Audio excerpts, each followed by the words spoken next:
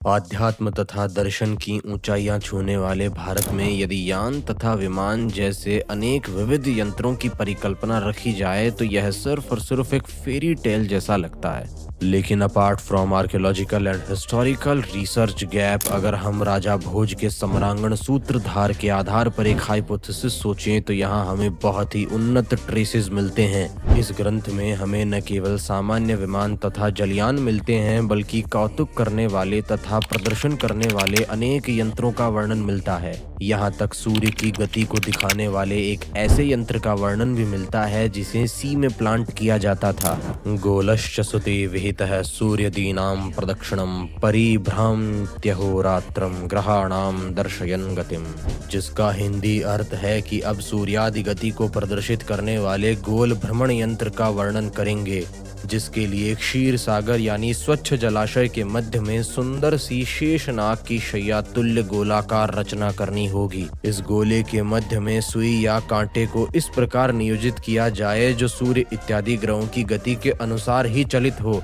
तथा अहोरात्र यानी रात दिन ही सूर्यादि ग्रहों की गति को प्रदर्शित कर दें।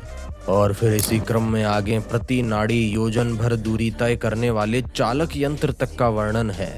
और ये श्लोक इन्हीं जनरल यंत्रों तक समाप्त न होकर अहर्निश जलपान कर अदृश्य होने वाले गज यंत्र तथा नृत्य करते पढ़ते विस्मयकारी यंत्र शुकादि का वर्णन जैसे शब्दों से हमें और आश्चर्य में डाल देते हैं। इन विचित्र यंत्रों उपयंत्रों का डिस्क्रिप्शन पढ़ने के बाद एक प्रश्न मन में अवश्य आता है कि इन यंत्रों उपयंत्रों का प्रयोग कोई विशेष प्रयोजन था या मात्र मनोरंजन, तथा इतने उन्नत यंत्र होने के पश्चात भी हमें इतिहास तथा पुरातत्व में आज भारत ऐसा क्यों नहीं प्रतीत हो रहा है।